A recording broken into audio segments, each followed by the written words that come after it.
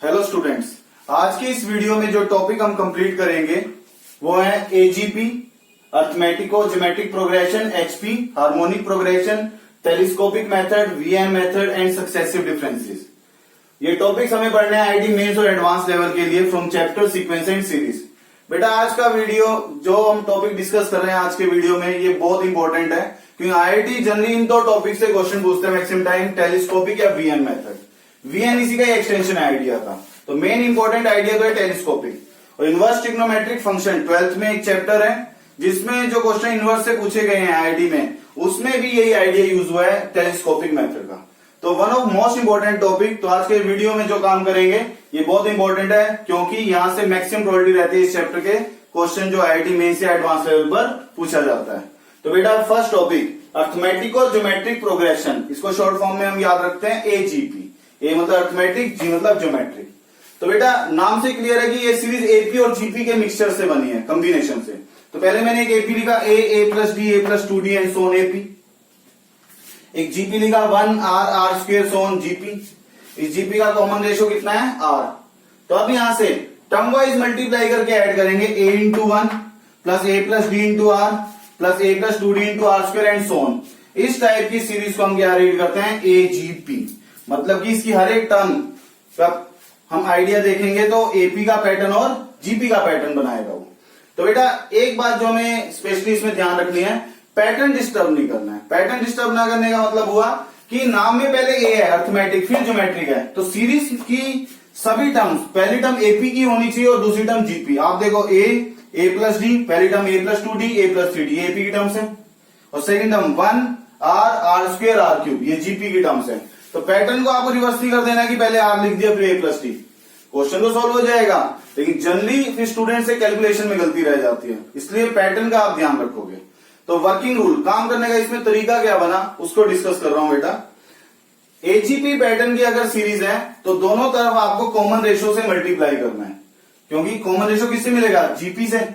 तो जीपी से जो कॉमन रेशियो मिला उसको आप दोनों तरफ मल्टीप्लाई करोगे और आर मल्टीप्लाई होगा जीपी की टर्म्स में, यानी आर को आप एपी वाली टर्म्स में मल्टीप्लाई कर दो कॉमन रेशियो को। इसमें मैंने स्पेशल मेंशन किया है इन टर्म्स ऑफ जीपी।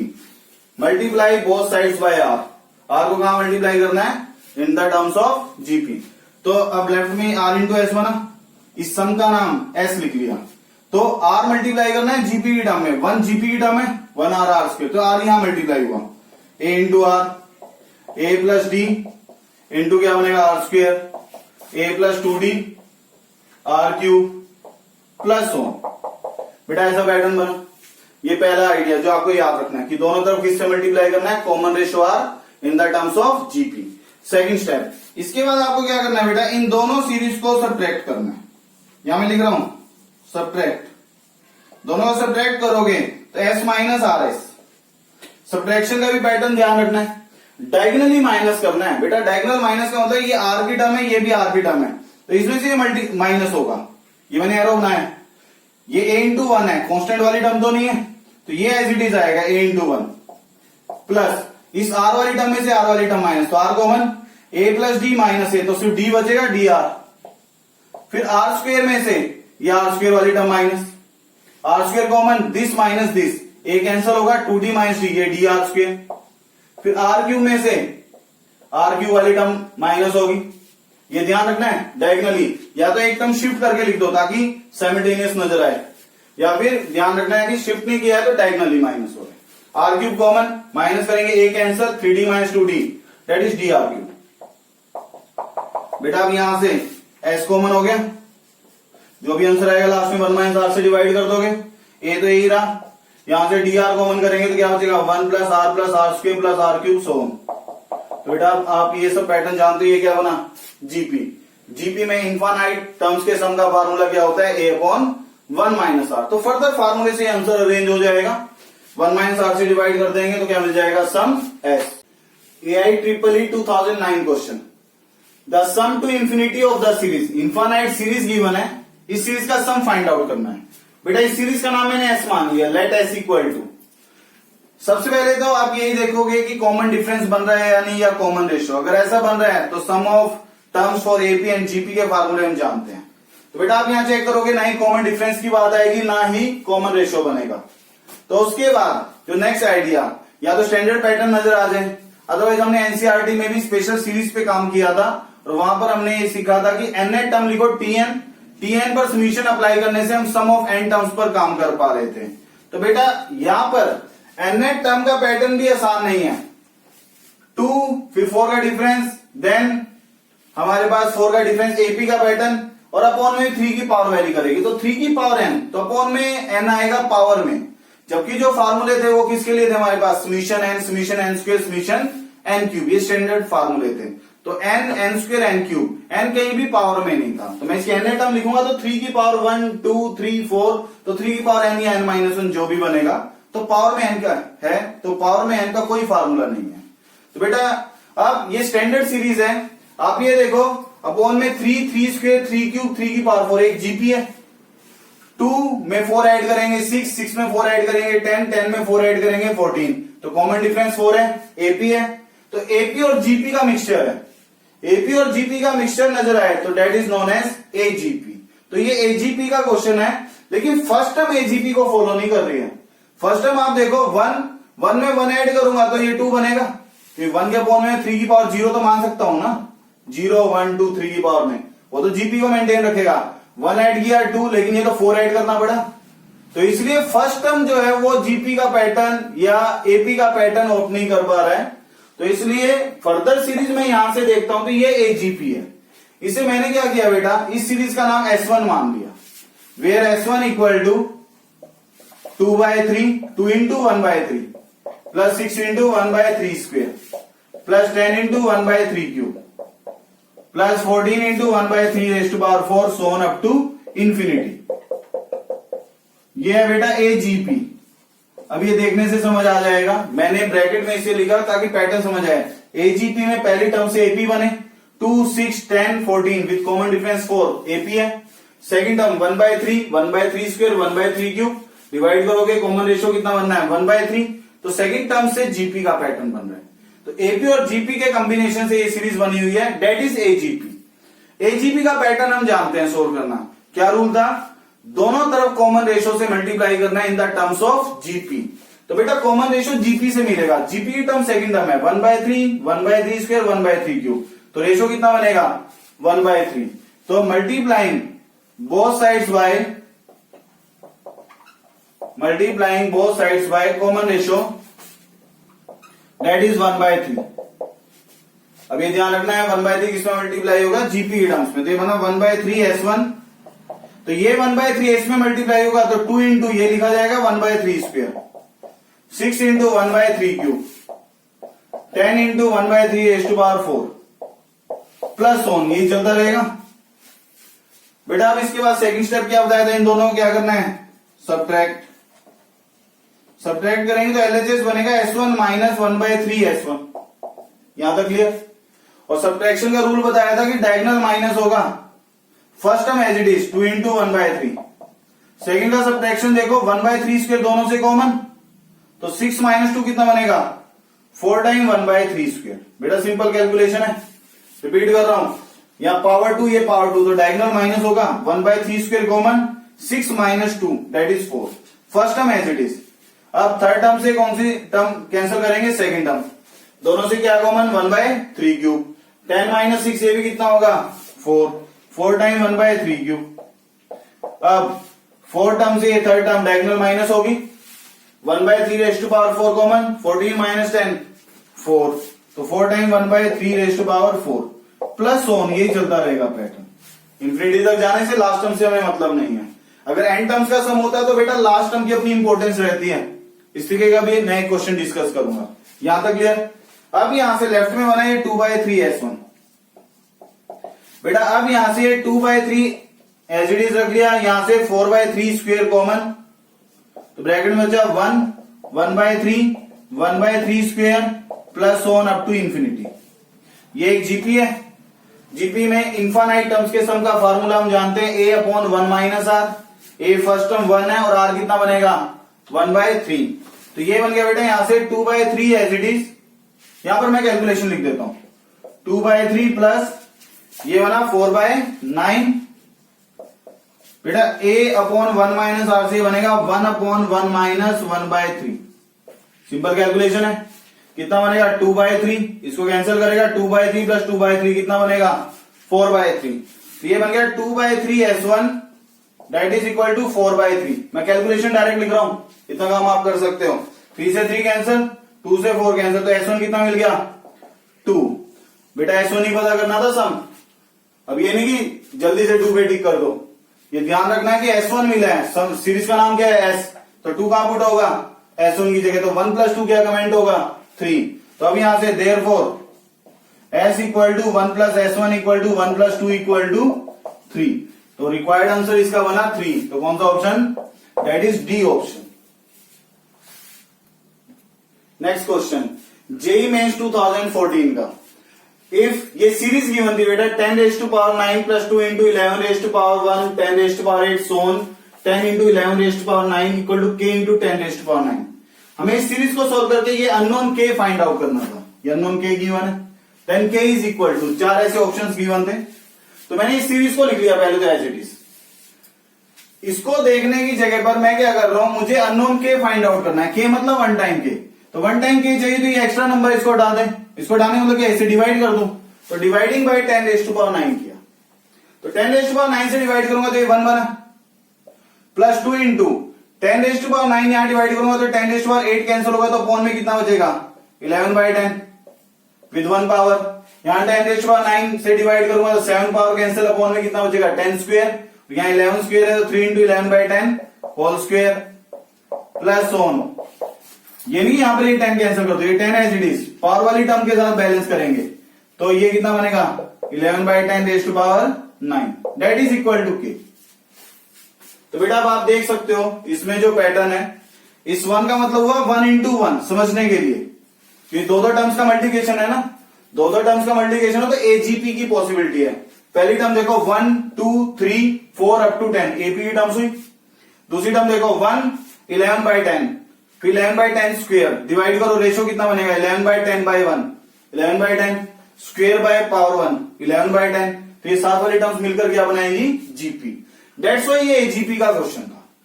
यहां तक सभी हो क्लियर। ये मेंस में 2014 में पूछा गया था क्वेश्चन, तो एजीपी का ही कंसेप्ट डिस्कस करना है। लास्ट क्वेश्चन भी एजीपी पर डिस्कस किया था, लेकिन वो इनफाइनाइट टर्म्स तक था और ये इस फाइनाइट टर्म्स तक है। तो फाइनाइट में हमें लास्ट टर्म का ध्यान रखना होता है। अब मैंने इस सम का नाम एस मान लिया और एजीपी के पैटर्न से काम करेंगे, तो जो सम की वैल्यू मिलेगी एस, एस ही कौन है के, वो पैटर्न हमें एक याद है, इसलिए मैंने सम का नाम एस मान रहा हूं। तो let S equal to 1 into 1 लिखेंगे, सेकेंड टर्म जीपी के लिए। इस 1 को लिख सकते हो 11/10 की पावर 0, ये भी लिख सकते हो, वो एक ही मतलब रहेगा, प्लस 3 इंटू 11/10 स्क्वायर। नेक्स्ट लिखना चाहें तो क्या लिखेंगे 4/11/10 क्यूब, और लास्ट है 10 इंटू 11/10 रेज टू पावर 9, तो 10 इंटू 11/10 रेज टू पावर 9 इसे लिख रहा हूं बेटा। और इससे पहले वाली मैं टर्म लिखता हूं अगर, वो मैं इसलिए लिख रहा हूं ताकि आपको कुछ पैटर्न समझ आ सके, या फिर फिलहाल कंफ्यूज मत होना, इतना ही लिख देते हैं 10 इंटू 11/10 रेज टू पावर 9। ये तो सिंपल सीरीज है। तो ये कौन सी सीरीज है एजीपी। दोनों तरफ किससे मल्टीप्लाई करना है, कॉमन रेशो आर से। बेटा रेशो जीपी की टर्म से मिलता है 11/10/1 11/10 डी स्क्वायर बाय पावर 1 11/10। तो multiplying by common ratio R, R कितना है यहां पर 11/10, वो जीपी की टर्म्स से मिलता है, और मल्टीप्लाई भी किसमें होगा जीपी की टर्म्स में। पहली टर्म्स का पैटर्न एपी बनाता है और सेकंड टर्म्स का पैटर्न जीपी, तो दोनों तरफ 11/10 से मल्टीप्लाई किया। तो बेटा इस सेकंड 1 में मल्टीप्लाई करोगे आप 11/10, क्योंकि पहली टर्म एपी की होती है और दूसरी टर्म जीपी की, तो आर जो मल्टीप्लाई होगा जीपी की टर्म्स में होगा, प्लस 2 इंटू यहां मल्टीप्लाई होगा तो 11/10 का स्क्वायर, फिर ये 3 इंटू 11/10 क्यूब, फिर 4 इंटू 11/10 की पावर 4 एंड सो ये चलेगा। बेटा अब आप ये देखो लास्ट टर्म जो है 10 इंटू 11/10 की पावर कितना बनेगा 10, 11/10 मल्टीप्लाई हुआ है ना, यहाँ पावर 9 है, ये मल्टीप्लाई हुआ तो 11/10 की पावर 10। अब इन दोनों को क्या करना है हमें सबट्रैक्ट। फाइनाइट टर्म से इसे लास्ट टर्म की अपनी इंपॉर्टेंस है, उसकी इंपॉर्टेंस क्या है अब आपको सब्ट्रैक्शन के टाइम पे समझ आएगा। इन दोनों से एस कॉमन, तो 1 माइनस 11/10 इंटू एस, ये बना बेटा 11/10 की पावर 1 यहाँ पावर 1, ये पावर 1 से पावर 1 माइनस होना है, ये first term 1 into 1 as it is, दोनों से 11/10 कॉमन, 2 माइनस 1 1, ये 1 टाइम बना 11/10। फिर यहां से ये 11/10 स्क्वायर कॉमन, 3 माइनस 2 ये भी कितना बना 1, तो 1 इंटू 11/10 का स्क्वायर ये बना। फिर 11/10 का क्यूब, इससे ये माइनस हुआ बेटा, क्योंकि पावर सेम होने से कॉमन हो जाता है। 3 माइनस 2 1, अब इस क्यूब वाले से क्यूब वाला टर्म माइनस होगा तो ये सेम कॉमन हो जाएगा, 4 माइनस 3 1, तो 1 इंटू 11/10 का क्यूब प्लस ऑन। बेटा अब आप ये देखो यहाँ पावर 9 है, 9 तो 10 से पहले वाली टर्म में बनेगा 9, इसलिए लास्ट टर्म इंपॉर्टेंट है क्योंकि पावर 10 की टर्म ही नहीं है तो ये कहीं माइनस नहीं हो पाती।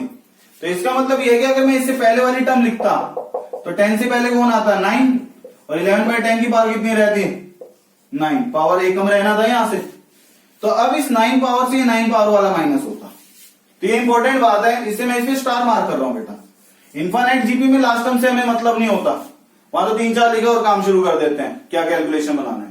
लेकिन फाइनाइट टर्म्स हो तो जब आर मल्टीप्लाई किया जाता है तो एक पावर ज्यादा होने से एक्स्ट्रा टर्म बनती है, इससे पहले वाली टर्म को ये बैलेंस करता है। तो 11/10 की पावर 9 कॉमन होगा तो 10 माइनस 9 ये भी कितना बना 1। बेटा अब इन दोनों सीरीज को हमने क्या किया है माइनस, तो माइनस करेंगे तो इस प्लस का क्या हो जाएगा माइनस, तो ये टर्म एक्स्ट्रा बचेगी, माइनस 10 इंटू 11/10 की पावर 10। ये इंपॉर्टेंट बात थी इस क्वेश्चन में, फाइनाइट टर्म्स में इस बात का ध्यान रखते हैं। अब यहां से सिंपल कैलकुलेशन है, सिंपल कैलकुलेशन है बेटा, ये क्या बनेगा 10 माइनस 11 माइनस 1/10 इंटू एस, ये 1, ये 11/10, ये 11/10 स्क्वेयर प्लस ऑन 11/10 की पावर 9, और ये लास्ट टर्म माइनस 10 टाइम 11/10 की पावर 10।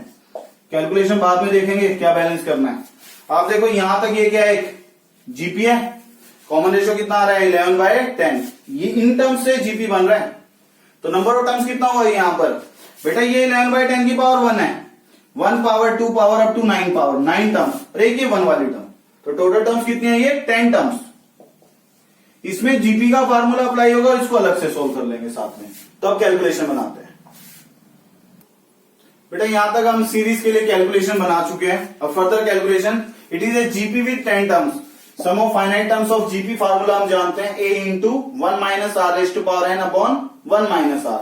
तो फर्स्ट में इसका 1 माइनस आर है 11/10 की power n number of term that is 10 upon 1 minus R, ये फार्मूला, ये लास्ट में एज इट इज 10 11/10 की पावर 10। बेटा 1 माइनस 11/10 ये कितना बनेगा माइनस 1/10, तो ये माइनस 1/10 बना, तो अब यहां से माइनस 1/10 न्यूमरेटर में आएगा तो कितना हो गया माइनस 10, ब्रैकेट में ये बना 1 minus 11/10 raise to power 10 minus 10 time 11/10 raise to power 10, कुछ ऐसा कैलकुलेशन बना, यहां तक क्लियर। अब यहां से ये बना माइनस 1/10s, इस माइनस 10 को मल्टीप्लाई करेंगे तो ये कितना हो गया प्लस 10, सॉरी यहां पर ये minus 10 minus minus plus 10 time 11/10 raise to power 10, और ये minus 10 time 11/10 raise to power 10। तो बेटा आप ये देखो ये कैलकुलेशन से डायरेक्ट कैंसिल हो गया। अब ये माइनस 10 इधर मल्टीप्लाई होगा तो एस कितना बन गया प्लस 100। क्वेश्चन की स्टार्टिंग देखना, हमने वहां पर लिखा था ये सीरीज में 10 की पावर 9 से डिवाइड करके एजीपी बना था, वो एजीपी किसके इक्वल था एजीपी के इक्वल, तो सीरीज का नाम ऐसे रख लिया था। तो जो सम मिला है that is the value of के, तो के कितना हो गया यहां से k इक्वल टू 100, क्योंकि बेटा हमने जब डिवाइड किया था 10 की पावर 9 से तो k बना था, तो सीरीज एजीपी बन रही थी, एजीपी के सम को हम एस से याद रखते हैं तो नाम एस लिखकर कैलकुलेट किया, तो वो जो सम मिला that is the value of k, तो k कितना बना है इसकी हेल्प से 100। तो कौन सा ऑप्शन कमेंट करेंगे C option, that is required answer.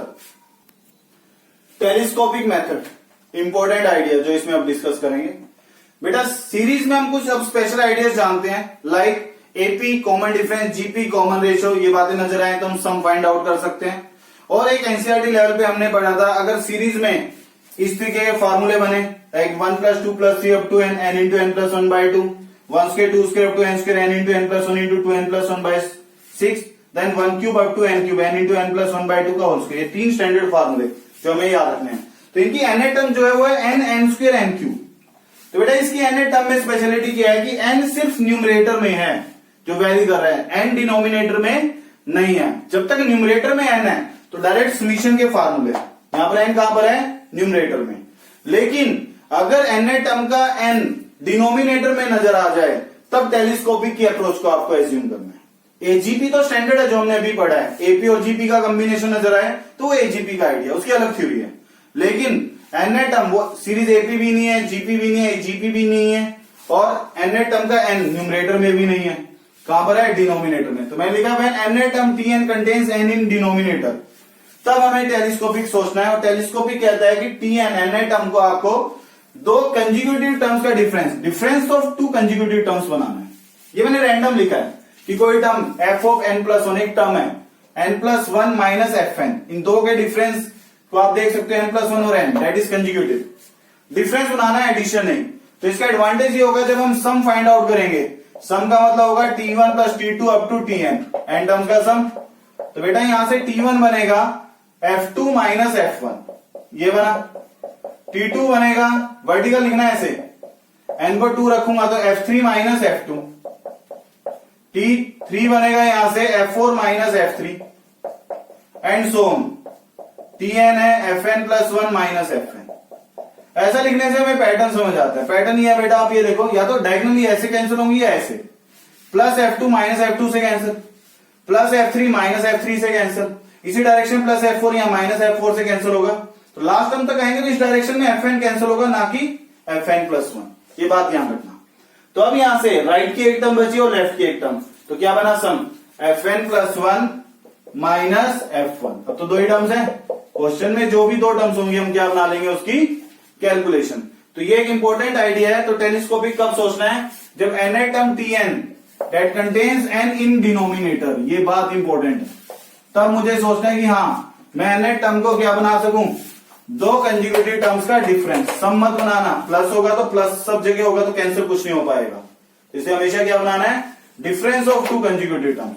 तो इस आइडिया से आप कमेंट कर सकते हो, और ये स्टैंडर्ड फॉर्मूला, ये आपको याद होना चाहिए।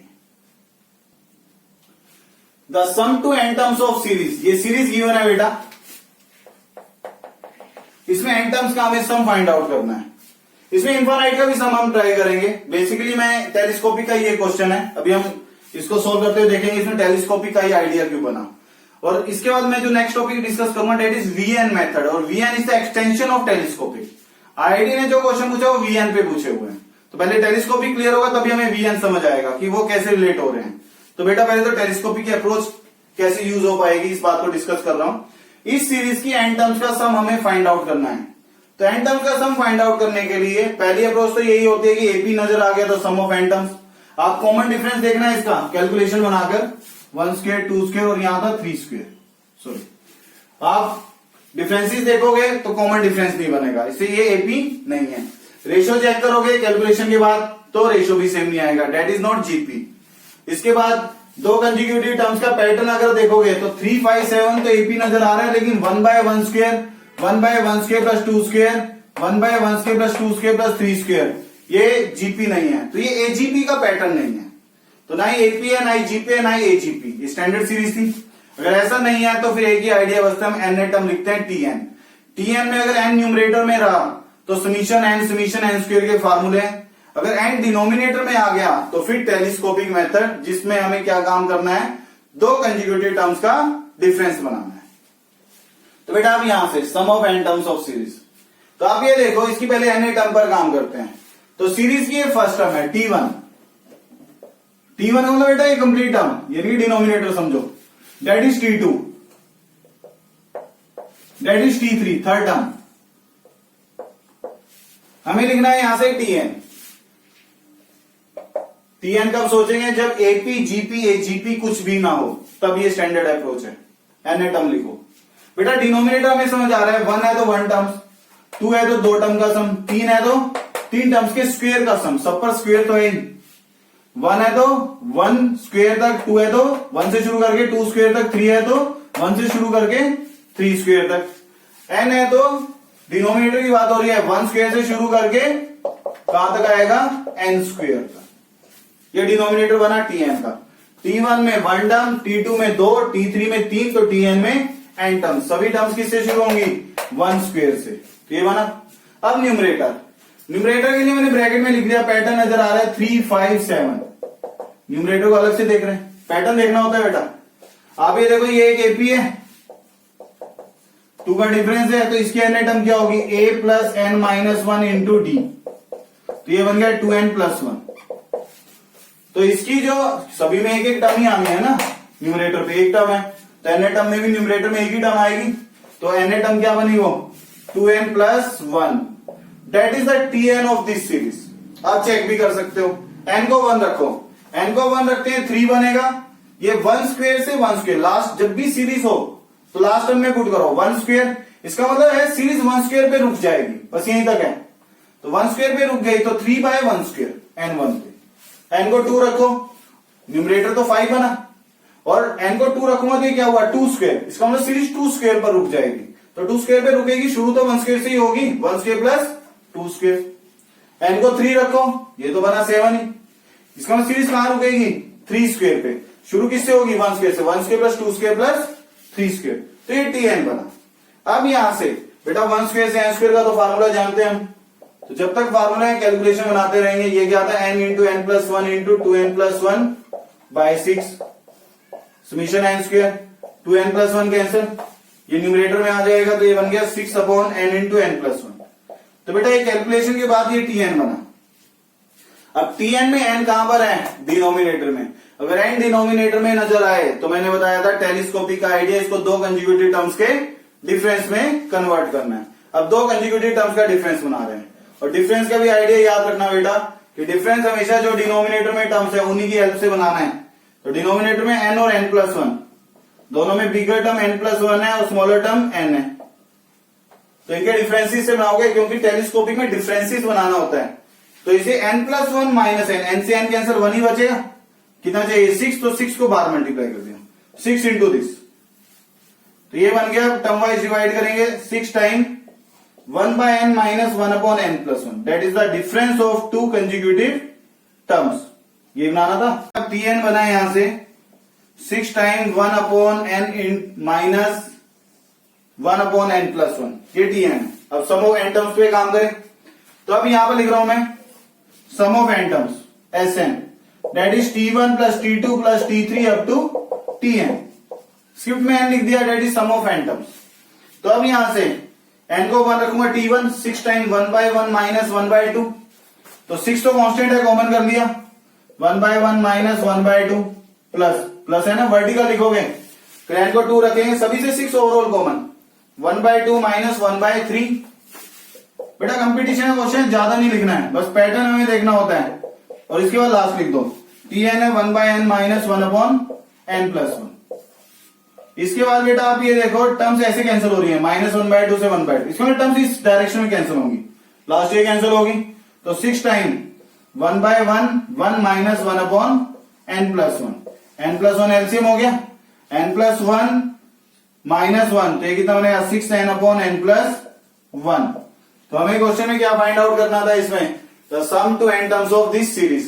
तो 4 ऑप्शन इसके जो थे उनमें से एक ऑप्शन ही है बेटा 6n अपॉन n प्लस 1, मैंने ऑप्शन नहीं लिखा, बस ये हमारे पास लिखा हुआ। 4 ऑप्शन में जब भी n टर्म्स का सम हो तो आप n को 1 2 3 रख के भी चेक कर सकते हो। जैसे मैं n को 1 रखूं, n को 1 रखने का मतलब है कितनी टर्म्स का सम, फर्स्ट टर्म का सम, फर्स्ट टर्म मतलब t1, 3 बाय 1 स्क्वायर क्या सम हुआ 3, एक टर्म का तो वो इटसेल्फ ही सम है। n को 1 रखो कितना बनेगा 6 बाय 2 3, अगर 4 ऑप्शन में से n को 1 रख के एक ही ऑप्शन 3 बना रहे हैं तो इसका मतलब वही रिक्वायर्ड आंसर हो गया। ये आंसर चेक करने का तरीका। लेकिन बेटा इसमें एक एक्स्ट्रा ट्रिक डिस्कस कर रहा हूं, अगर क्वेश्चन पूछा हुआ हो sum of infinite terms S infinity, तब कैसे कमेंट करेंगे। इंफिनिटी में ये नहीं कि आप इंफिनिटी बाय इंफिनिटी, ये बन गया तो नॉट डिफाइन हो गया। Infinity by infinity is indeterminate form, ये हम लिमिट चैप्टर में पढ़ते हैं, वहां पर ही सीखेंगे। तो जब भी इंफिनिटी बाय इंफिनिटी बने तो उस स्टेप पे काम ना करके उससे पहले वाले स्टेप पे काम करते हैं। मैंने इस पे स्टार मार्क कर दिया।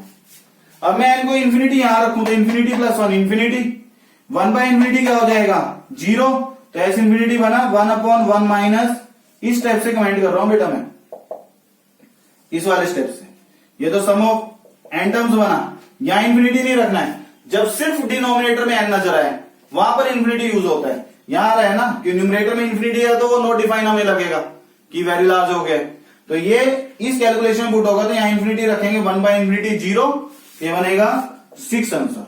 अगर क्वेश्चन होता सम ऑफ इनफाइनाइट टर्म्स तो मैं क्या आंसर कमेंट करता 6, और infinity by infinity L hospital एक रूल है बेटा, उससे ये सब कैलकुलेट कर सकते हैं, लेकिन इसको हम लिमिट चैप्टर में सीखेंगे, वहां पर उस आइडिया से आपको डायरेक्ट समझ आ जाएगा 6 क्यों बना। फिलहाल वो चैप्टर नहीं पढ़ा तो कैसे समझोगे, एन सिर्फ डिनोमिनेटर में नजर आए उस स्टेप को यूज करना है, वो यहाँ पर है, यहाँ तो एन न्यूमरेटर में भी आ गया, वहां इन्फिनिटी रखने से 1 बाय इन्फिनिटी क्या हो जाएगा 0, फाइनाइट बनेगा तो फाइनाइट सम नजर आ जाएगा। That is required answer. V N method बेटा it is the extension of telescopic method, उस आइडिया का बस एक्सटेंशन है। दो टाइप के क्वेश्चन वीएन मेथड में बने हैं, बुक्स में इसकी काफी लंबी थ्योरी बना रखी है 2-3 पेज की, हमें उन थ्योरी से कोई मतलब नहीं है। वो दो टाइप के क्वेश्चन क्या, उनके लिए ट्रिक्स क्या है, मैं डायरेक्ट वो लिख रहा हूं, बस इतनी बात आपको याद होनी चाहिए, क्वेश्चन आईडी में पूछा हुआ बन जाएगा। पहले टीएन, टीएन मतलब एन ए टर्म में दो टाइप के पैटर्न है, product of terms in increasing AP numerator में नजर आ जाए, या एन ए टर्म में product of terms in increasing AP denominator में नजर आए। तो ये पैटर्न नजर आ रहे हैं प्रोडक्ट ऑफ टर्म्स का इन इंक्रीजिंग एपी, ये न्यूमरेटर में नजर आए या डिनोमिनेटर में, तो वीएन मेथड कहता है न्यूमरेटर के केस में multiply and divide by term after last term, after last term का मतलब इंक्रीजिंग एपी, जैसे 1 2 3 4 है तो 1 डिफरेंस इंक्रीजिंग एपी है, तो उसके बाद वाली टर्म क्या होगी 5, तो term after last term minus term before first term, इस तरीके के डिफरेंस से मल्टीप्लाई डिवाइड करना है। तो बात डिनोमिनेटर में है तब क्या याद रखना है, जो उस इंक्रीजिंग एपी की लास्ट टर्म है और फर्स्ट टर्म उनके डिफरेंस से मल्टीप्लाई और डिवाइड करना है। तो न्यूमरेटर का केस है तो नेक्स्ट टर्म लास्ट से भी नेक्स्ट और फर्स्ट से पहली टर्म, उस पैटर्न को यूज करना है। डिनोमिनेटर में तो लास्ट माइनस फर्स्ट, ये दो स्टैंडर्ड पैटर्न है, इसको मैं अप्लाई कर रहा हूं। Next question JEE main online 2015 का एक क्वेश्चन है बेटा, लिखा हुआ था summation N from 1 to 5 1 upon n n plus 1 n plus 2 n plus 3 equal to k by 3, इसके लिए हमें value of k find out करना था। वैसे क्वेश्चन ये कैलकुलेशन बेस भी सिंपली आप कैलकुलेशन बना भी सकते हो, अगर आपको ट्रिक नहीं पता तो n 1 से 5 है, n को 1 पुट करोगे, 1 into 2 into 3 into 4 कैलकुलेशन बना दी, प्लस फिर n को 2 3 4 5 टर्म्स ही बनने हैं, कैलकुलेशन बनाओ, देन इससे कंपेयर करके k फाइंड आउट करो। वो तो हमारे पास ठीक है n 5 तक था तो कैलकुलेशन बना सकते थे, लेकिन जनरल तरीका सीखते हैं बेटा। अब आप ये देखो इस सीरीज की tn, ये n टर्म है, tn 1 upon n into n plus 1 n plus 2 n plus 3, हम n टर्म्स का सम पता करेंगे, लास्ट में n को क्या रख देंगे 5, क्योंकि 5 टर्म्स का सम चाहिए ना n 1 से 5 तक, तो जनरल काम करेंगे Sn, लास्ट में n को क्या रखेंगे 5। अब आप ये देखो ये इंक्रीजिंग जीपी है, अपवर्ड एरो इंक्रीज साथ में ING, that is increasing AP, sorry common difference 1, increasing AP कहां पर है डिनोमिनेटर में, डिनोमिनेटर में, तो वीएन मेथड में लिखा था अगर increasing AP product of terms in increasing AP नजर आए इन डिनोमिनेटर, तो पैटर्न बताया था बेटा मैंने, इसमें हमें लास्ट माइनस फर्स्ट टर्म, तो इंक्रीजिंग एपी के अकॉर्डिंग लास्ट टर्म क्या है n plus 3 और फर्स्ट टर्म क्या है n, इससे हमें क्या करना है मल्टीप्लाई और डिवाइड। तो बेटा इसका कैंसर कैलकुलेशन लिखेंगे कितना बना 3, तो यहां तो डायरेक्ट 3 से डिवाइड कर दोगे, और ये as it is n n plus 1 n plus 2 n plus 3, तो इतना काम करना है, ये एज ए रिजल्ट लिखा है हमने वीएन में, डायरेक्ट अप्रोच यूज की। अब टर्म वाइज डिवाइड कर दो, ये बच गया 1 upon n into n plus 1 n plus 2 minus 1 upon ये बनेगा n plus 1 n plus 2 n plus 3, simply divide करोगे तो ये दो कंज्यूगेटिव टर्म्स का डिफरेंस हो गया, n को n plus 1 से रिप्लेस करोगे तो क्या बनेगा n plus 1 n plus 2 n plus 3, यही है। तो ये नहीं बेटा फिर से यहां पर लास्ट माइनस फर्स्ट करके, ये भी तो इंक्रीजिंग एपी है, इतना काम नहीं करना है, that is the extension of telescopic. ये फिर से काम करोगे तो ये दो कंज्यूगेटिव के डिफरेंस की फॉर्म्स बन जाएंगी काफी, उतना काम ही नहीं करना है।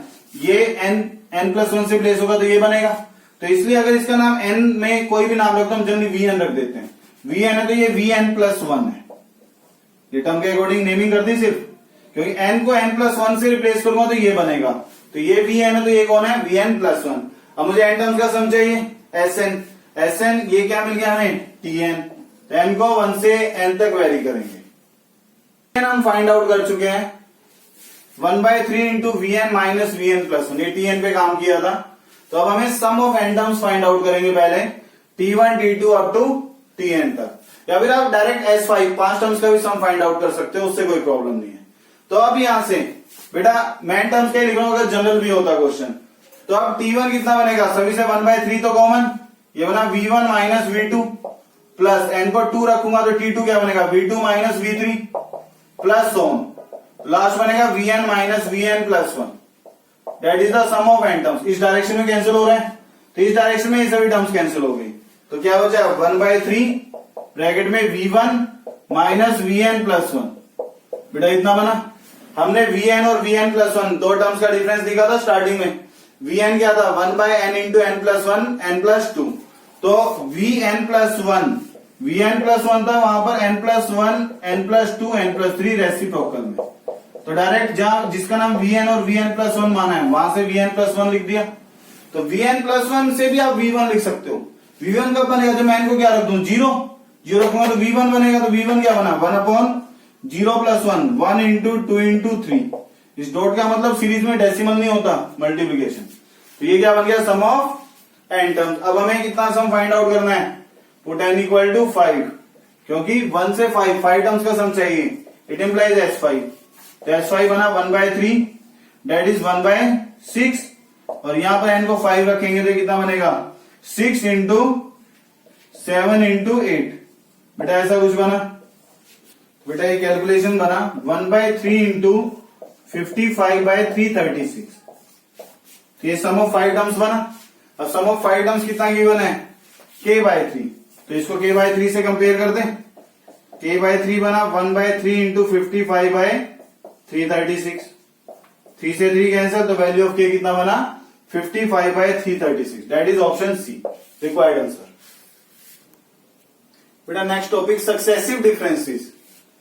ये उन क्वेश्चंस में आइडिया यूज होता है जहां पर हम एनएट टर्म डिसाइड नहीं कर पाते, मतलब एपी जीपी एजीपी सब स्टैंडर्ड तो है ही नहीं, और वैसे तो उनके आइडियाज अब हम जानते हैं, लेकिन जिन सीरीज के एनएट टर्म ही नहीं लिख पा रहे हो तब सक्सेसिव डिफरेंसेस का आइडिया यूजफुल होता है। लाइक इसकी कोई जनरल थ्योरी नहीं है बेटा, कुछ बुक में इस पे काम किया हुआ बाय शिफ्टिंग ऑफ टर्म्स, लेकिन शिफ्टिंग के आइडिया में जनरली हमसे गलती हो जाती है। जिन सीरीज में 0 आ जाता है तो हमें ये रहता है कि 1 + 0 + 2 लिखो या 1 + 2 लिखो, आंसर तो सेम बनना है। लेकिन 0 होने से वो 3 टर्म्स काउंट होंगी, 0 हटा देंगे तो 2 टर्म्स, वो नंबर ऑफ टर्म्स के आइडिया पर इफेक्ट डालती है। तो फिर उसके लिए हमें ज्यादा ध्यान रखना होता है, तो उस बात की प्रॉब्लम ना बने, तो इससे हमने पैटर्न चेंज कर रखा है। तो जो पैटर्न हम सीखेंगे स्टैंडर्ड पैटर्न है जनरल, उसको आपको याद रखना है। इसमें 2 टाइप के क्वेश्चन है, एक एपी का पैटर्न मिलेगा और एक बार जीपी का पैटर्न। तो पहला क्वेश्चन एपी के पैटर्न के अकॉर्डिंग है। तो बेटा N terms of this series, इसका सम फाइंड आउट करना है। इसकी टर्म्स है कि वैल्यू इंडिविजुअल गिवन सीरीज की, गिवन सीक्वेंस है ये। तो बेटा आप डिफरेंसेस देखो, इससे नाम है डिफरेंसेस। 2 - 1 1, 5 - 2 3, दिस माइनस दिस 7, इसमें से माइनस करेंगे 13, देन ये माइनस करेंगे दैट इज 21। सो ये फर्स्ट डिफरेंस बना। अब माइनस करते हैं, कितना बना 2 4 6 ये 8 एंड सो। तो बेटा ये एक एपी बना। यहां से आप देख सकते हो कितना कॉमन डिफरेंस है 2 का। तो डिफरेंसेस के बाद एक पैटर्न पर जाकर हमें क्या मिल रहा है दैट इज एपी। तो इसका मतलब ये हुआ जब एपी का पैटर्न का क्वेश्चन हो, मैंने एपी में स्टार मार्क किया क्योंकि इसके बाद मैं एक क्वेश्चन लिखूंगा जहां जीपी बनेगा। जब एपी के पैटर्न का क्वेश्चन हो तो याद रखना आप नेक्स्ट सीक्वेंस और लिखोगे। 4 - 2 2, सभी से 2 आएगा। जब सभी टर्म्स की सीक्वेंस की सभी टर्म्स सेम हो तो उसे हम कहते हैं कांस्टेंट सीक्वेंस। आपको कांस्टेंट तक लिखना है, इसके आगे नहीं लिखना है, क्योंकि जब कांस्टेंट बनेगा डिफरेंसेस क्या आएंगे 0, सभी टर्म्स 0, वो भी कांस्टेंट है, तो पैटर्न रिपीट नहीं करोगे।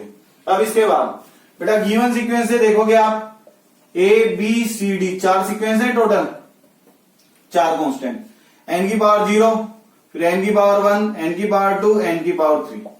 तो इसका मतलब ये सीरीज की जो n टर्म होगी वो बनेगी an0 plus bn1 plus cn² plus dn3, that is the n term tn।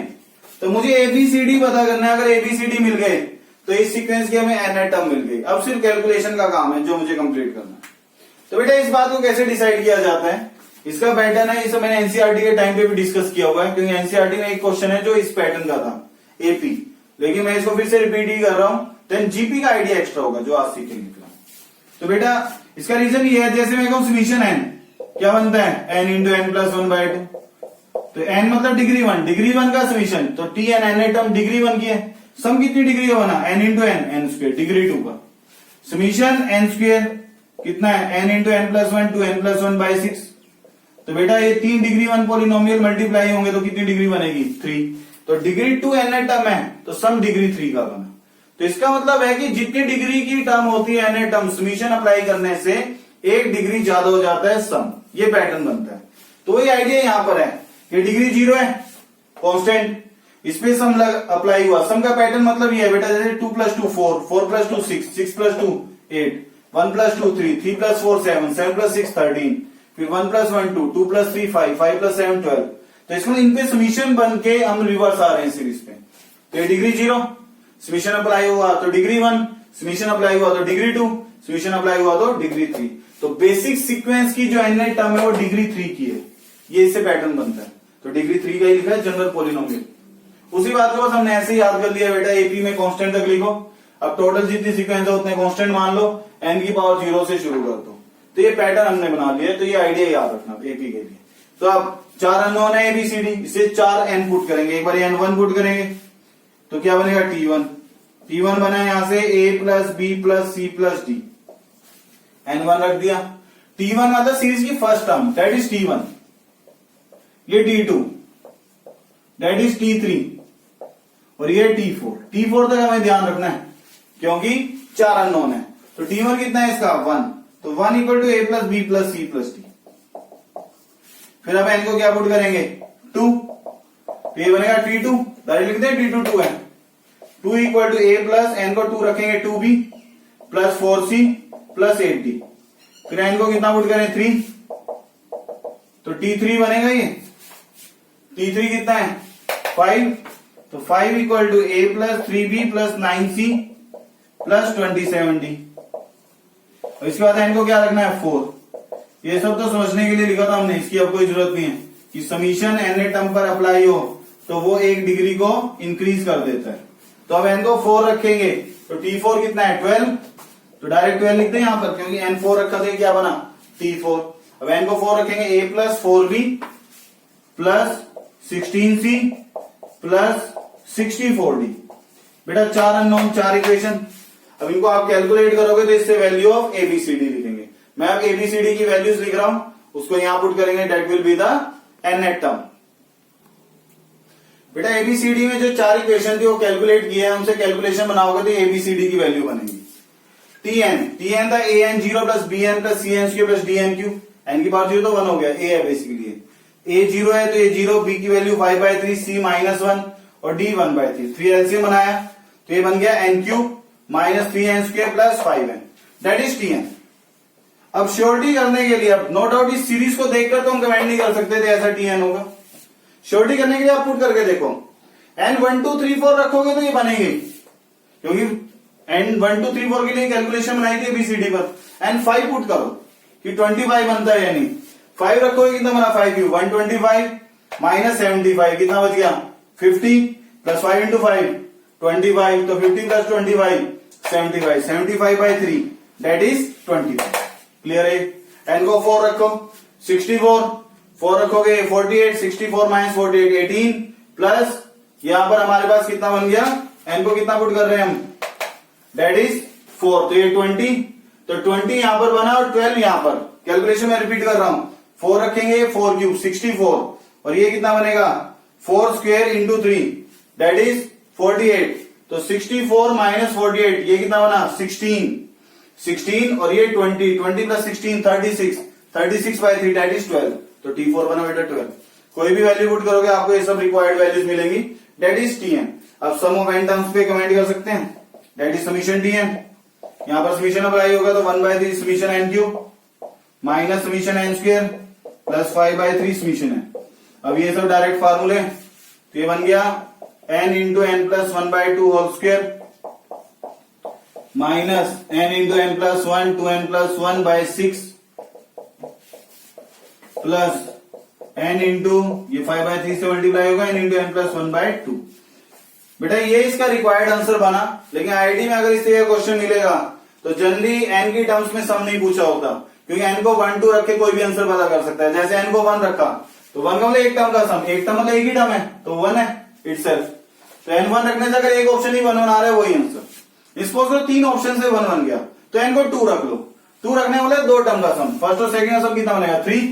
2 रखने से जो ऑप्शन 3 बनाएगा उनमें say that will be the answer. Suppose करो 3 में 2 ऑप्शन ने फिर 3 बना दिया, तो n को 3 रख लो उन 2 में, 3 रखने से 3 टर्म्स का सम कितना बनेगा 8, तो 3 रखने से जो 8 बनाएगा that will B final answer. तो एन के लिए जनरली आईटी क्वेश्चन नहीं पूछता है, आईटी पूछेगा ऐसे क्वेश्चन में तो पूछेगा फाइंड सम ऑफ 100 टर्म्स, ताकि यहाँ पर एन में पता करके लास्ट में एन को 100 पुट कर सकें। तो ये एपी में अगर सक्सेसिव डिफरेंसेस बनते हैं और फाइनल सीरीज एपी में मिलती है तो ये पैटर्न याद रखना। सेकंड पैटर्न अब जीपी के लिए लिखेंगे। बेटा नेक्स्ट क्वेश्चन है सक्सेसिव डिफरेंसेस का। Find sum to N terms of series. इस सीरीज के एन टर्म्स का सम फाइंड आउट करना है। तो सीरीज की एन टर्म्स है 2, 5, 12, 31, 86 गिवन सीक्वेंस। ना ही कॉमन डिफरेंस बनेगा, ना ही यहां से कॉमन रेशो। एपीजीपी नहीं है, ना ही ये एजीपी का क्वेश्चन है। तो ऐसे केस में आइडिया की अवस्था है कि हम एन टर्म लिखें और फिर समीशन अप्लाई करके sum of n terms find out करें। एन टर्म इसको देखकर एन टर्म डायरेक्ट डिसाइड करना आसान नहीं है, क्योंकि डिफरेंसेस वेरी कर रहे हैं। तो डिफरेंस बनाते हैं 5 - 2 3, 12 - 5 7, इसमें से माइनस करेंगे 19, देन 55 सो। ये भी कोई एपीजीपी नहीं है। 7 - 3 4, 12, इसमें से माइनस करेंगे 36 सो। तो आप ये देखो बेटा यहां पर जीपी बनाइए आपकी। जीपी रेशो 3 आ रहा है ना, GP with R equal to 3। GP के केस में नेक्स्ट सोल्व नहीं करना है, क्योंकि डिफरेंसेस कांस्टेंट सीक्वेंस नहीं बनते। आगे 8 बनेगा, इसमें से ये माइनस करेंगे 24, 24/8 3 रेशो की जीपी बनेगी आगे भी। तो with R equal to 3 GP बन रही है ना, इसमें कांस्टेंट सीक्वेंस नहीं बनता। इससे जहां जीपी बना वहीं आपको बस सीरीज लिखना है वहीं तक। उसके बाद same pattern 3 series A B C, 3 constant, N की पावर 0 से शुरू, एन की पावर 1। एपी बनता तो एन स्क्वायर लिखते, जीपी बनेगा लिखोगे R rest power N minus 1, क्योंकि एन टर्म क्या होती है ए आर एन माइनस 1 का पैटर्न। तो कांस्टेंट ए यहां लिख दो, बी सी ऐसे लिख दो, बस हम पैटर्न सेम रखेंगे। A B C 3 series, N की पावर 0 एन की पावर 1, जहां जीपी है याद रखना वहां आर की पावर क्या लिखोगे एन माइनस 1। तो आर 3 है इस जीपी का, तो सी इंटू 3 की पावर क्या लिखा जाएगा एन माइनस 1। तो टी एन बन गया यहां से a n 0 plus B n 1 plus C into 3 की पावर एन माइनस 1। फिलहाल तो मैं आर लिख रहा हूं, अब आर की वैल्यू पुट कर रहा हूं। तो टी एन बना A plus B N plus C into 3 की power N minus 1। That is the N term of this sequence. ये जो सीक्वेंस गिवन सीक्वेंस। तो बेटा इस एन टर्म के लिए अब 3 अननोन है एबीसी, तो इसे एन की 3 वैल्यू पुट करेंगे। एक बार n equal to 1, then n equal to 2,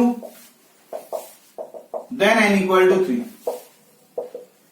N को 1 रखते हैं तो क्या बनेगा T1। इस सीरीज की पहली टर्म जो है डेट इज T1, ये T1 है इसका। T1 2 है, T2 5 है, T3 12 है। तो N1 रखें T1 2, तो N1 रखने से a plus B into 1 plus C into 3 की पावर 0। तो यहां से बन गया 2 equal to a plus B plus C. N को 2 पुट करेंगे T2, T2 इज 5, तो बनेगा a प्लस 2b 3 की पावर 1, 3c लिख दें डायरेक्ट। एन को 3 रखेंगे T3, T3 टर्म क्या है 12, a प्लस 3b और ये कितना बनेगा बेटा 9c। अब सिर्फ क्या करेंगे हम यहां से कैलकुलेशन। बेटा एबीसी में 3 इक्वेशन बनी थी, उनको सोल्व किया तो ये एबीसी की वैल्यू बनेगी। कैलकुलेशन आप बना सकते हो। टी एन ये माना था a plus B n c r rest power N minus 1, r 3 था। ए को 0 रखेंगे, बी को 1, सी को 1, फिर टी एन बना। आप पुट करके चेक करो वैल्यू। एन को 1 रखो तो 1 प्लस 3 की पावर 0, 1, 1 प्लस 1 2, फर्स्ट टर्म 2 है। एन को 4 रखो, इसी 4 टर्म कितने हैं 31, तो एन को 4 रखो, 4 3 का क्या बचेगा क्यूब, 3 क्यूब 27 प्लस 4 31, ये बना। तो इसका मतलब ये सीरीज की जनरल टर्म है। अब sum of n terms that is summation t n, तो क्या बनेगा समीशन एन प्लस समीशन 3 की power N minus 1। Summation n तो हम जानते हैं, अभी नेक्स्ट स्टेप पे लिख देंगे। एन 1 से शुरू होगा, 3 की पावर 0, 3 की पावर 1, 3 की पावर 2, लास्ट टर्म तक लिखने की जरूरत नहीं है। इसका मतलब अंडरस्टूड है कितने टर्म्स के लिए सम लिखना है एन टर्म्स का सम। तो बेटा समीशन एन आप लिख लें एन इंटू एन प्लस 1/2। ये जीपी एन टर्म्स 3 की power 0 1, a into 1 minus R raise to power N upon 1 minus R, that is required answer. बस नेक्स्ट स्टेप पे कैलकुलेशन के लिए लिख सकते हो एन इंटू एन प्लस 1/2। यहां -2 बनेगा, इस माइनस को यहां बैलेंस कर दिया तो कितना बना 3 की पावर एन माइनस 1/2। कैलकुलेशन है, इसको नेक्स्ट स्टेप पे अरेंज कर लेना, that is required answer. Harmonic progression HP. बेटा इसको मैंने लास्ट वीडियो में भी डिस्कस किया था। इसका मतलब होता है जिस सीक्वेंस की टर्म्स का रेसिप्रोकल करने पर एपी बने तो उस गिवन सीक्वेंस को हम एचपी कहते हैं। इसी बात को थ्योरेटिकल लिखा, sequence N is said to form a HP if reciprocal of its terms form an AP. For example मैं कह रहा हूं ये एक एचपी फॉर्म कर रहा है, तो एचपी का मतलब इसी टर्म्स का रेसिप्रोकल करें, 1 का रेसिप्रोकल 1, 1/2 का रेसिप्रोकल 2, 3, 4, रेसिप्रोकल करने पर क्या बना एपी। तो जिस सीक्वेंस की टर्म्स का रेसिप्रोकल करने पर एपी बने तो वो सीक्वेंस क्या फॉर्म करता है एचपी। ये तो एचपी का मीनिंग।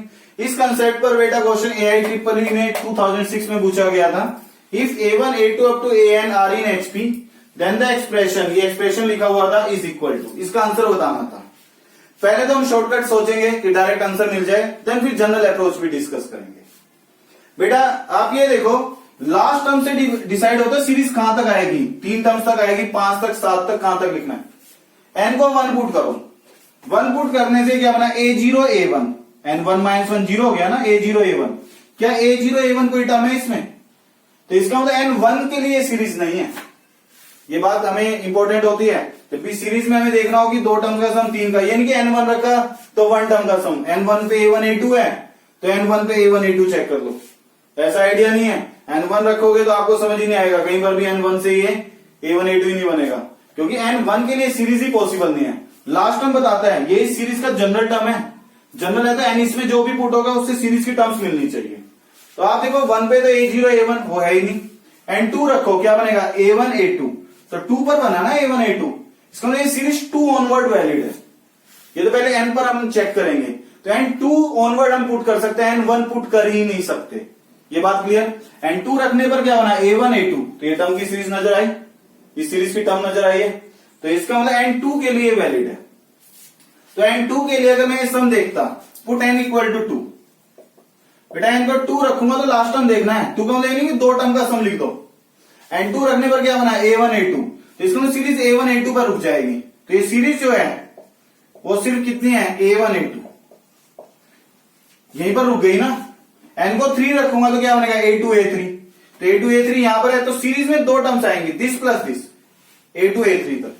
तो लास्ट में N पुट करने से पता लगता है कि ये नहीं कि N को 3 रख दिया A2 A3 तो A2 A3 लिख दो, टर्म नहीं पूछ रहा हूं मैं, हमें सम लिखना है। तो 3 रखने से A2 A3 बना तो सीरीज में सम यहां तक लिखा जाएगा, यहां तक N3 रखने से इन 2 टर्म्स का सम आएगा। तो इसलिए इस बात का ध्यान रखना कि N वैलिड कहां से है, तो हमें पता लगा कि N2 से वैलिड है, पहले तो N2 रखते हैं तो क्या बना A1 A2, तो सीरीज मुझे A1 A2 तक लिखनी है, डेट इज द सीरीज। तो इसका मतलब N2 के लिए अब सम कितना बनेगा, इसका एक ही टर्म है तो सम भी क्या होगा इस सीरीज का A1 A2, नहीं टर्म दो, एक टर्म है बस, तो इटसेल्फ भी ये सम है। अगर मैं कहूंगा इस सीरीज में लिखा ही 5 गया है तो सम क्या बनेगा 5, अगर 5 के साथ 7 होगा तब मैं 12 मानूंगा ना इस सम को, तो single term is itself the sum. तो इसका मतलब क्या हुआ कि हम N2 पर चेक करें बेटा इस सीरीज को, N2 पर ये कितना बना 2A1 A2, ये 2A1 A2 तो नहीं है, तो इसका मतलब ये आंसर नहीं हो सकता, ये श्योरिटी हो गई। N2 रखने पर ये कितना बना 2 -1 1, 1A1 A2, ये बन रहा है 1A1 A2, इसका मतलब ये पॉसिबल है, इसका मतलब यानी कि यही आंसर हो गया। मे बी N2 पर इनमें से भी बन जाए, तो सिंगल करेक्ट है तो एक ही आंसर होना चाहिए। फिर N2 नहीं किस पर चेक करेंगे N3 पर, तो अब यहां पर N को 2 रखते हैं, 2 time A1 A2, 2 time A1 A2 भी नहीं है तो ये भी नहीं है। N2 रखने पर 2 -1 1, A1 A2, तो ये A1 A2 तो नहीं है, तो इसका मतलब N2 रखने पर बस यही बन रहा है 1A1 A2, तो इसमें सिंगल ही ऑप्शन बना, तो इसका मतलब यही क्या है इस क्वेश्चन का रिक्वायर्ड आंसर, तो इसका सेकंड ऑप्शन आंसर हुआ।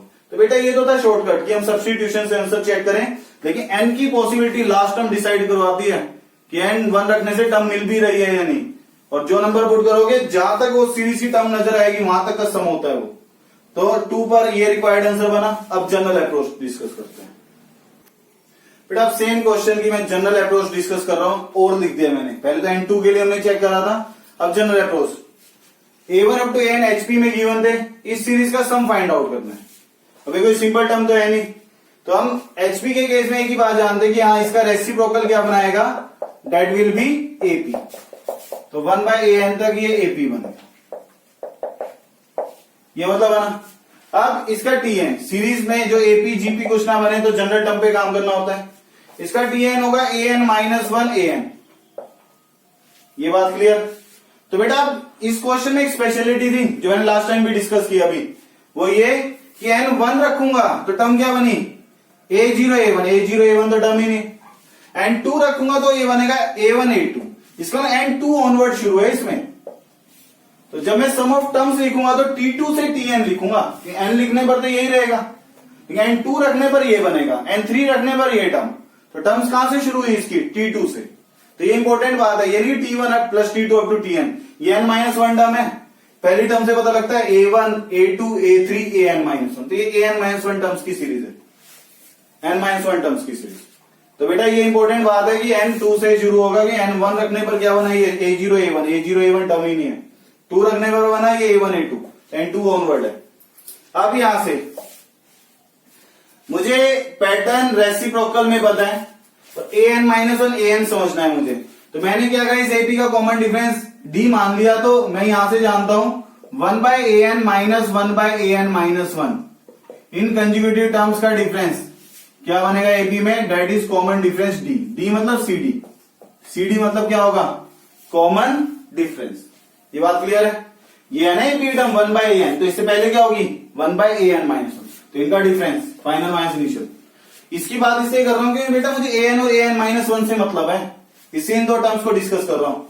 तो अब यहां से an-1 एलसीएम हो गया, एलसीएम इधर आएगा d अपॉन में, तो क्या बनाइए an-1 minus an/d equal to an-1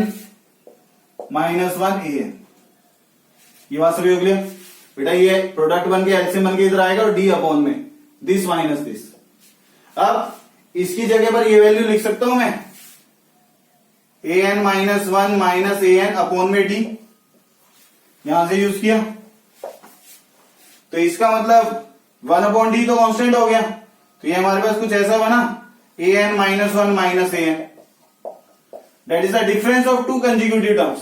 आगे टेलीस्कोपिक का आइडिया, दो कंज्यूगेटिव का डिफरेंस है तो सम ऑफ टर्म्स चाहिए। मैं n टर्म्स भी कह रहा हूं क्योंकि n कहां से शुरू है, 2 से n तक कितने टर्म्स है, n-1, तो t2 plus t3 plus t4 up to tn, ये लिखा जाएगा।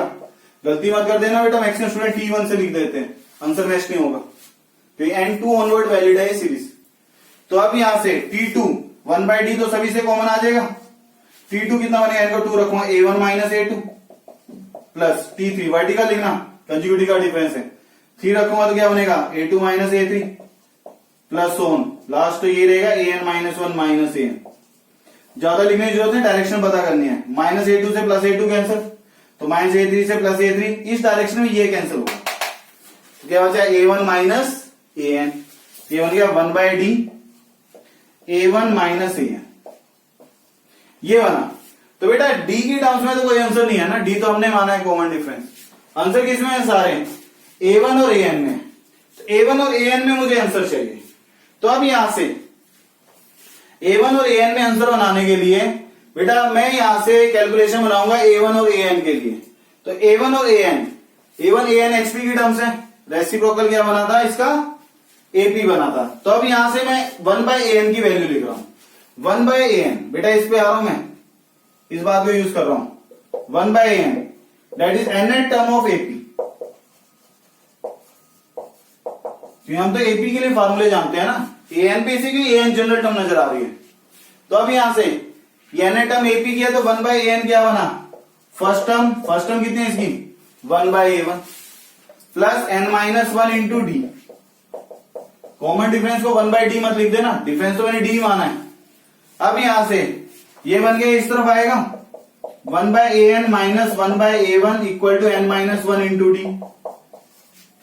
अब ये a1 माइनस an बनेगा, ये एलसीएम इधर आ जाएगा d अपॉन में, तो क्या बन गया a1 माइनस an अपॉन में n-1, ये बनेगा। तो इसका मतलब a1 minus an upon d को मैं क्या लिख सकता हूं, ये है ना वो a1 minus an upon d, क्या लिख सकते हैं further n-1 into a1 an, तो ये बना n-1 इंटू a1 an। बेटा यहां से कमेंट कर रहा हूं मैं, ये ऑप्शन है n-1 a1 into an, that is the second option 2, that is required answer. तो बेटा यहां तक अब हम कंपटीशन के जितने भी इंपॉर्टेंट टॉपिक हैं रिलेटेड टू सीक्वेंस सीरीज वो हम कंप्लीट कर चुके हैं। तो यहां तक के टॉपिक्स की आप प्रैक्टिस करना। ये सब आईआईटी मेंस एडवांस में जो क्वेश्चन आए थे उनकी प्रैक्टिस की है। और नेक्स्ट वीडियो में मैं most important topic A M G M H M inequality उस पर काम करूंगा। आईआईटी मेंस से एडवांस इनइक्वालिटी पे क्वेश्चन श्योर रहता है, वो पूछा जाता है, उस पर काम करेंगे। और इन्हीं टॉपिक के कुछ एडवांस लेवल के क्वेश्चन भी मैं उस वीडियो में डिस्कस करूंगा। तो इस चैप्टर की लास्ट वीडियो होगी इस चैप्टर की आईआईटी लेवल के लिए, लेकिन one of most important video, तो उस पर हम काम करेंगे नेक्स्ट वीडियो।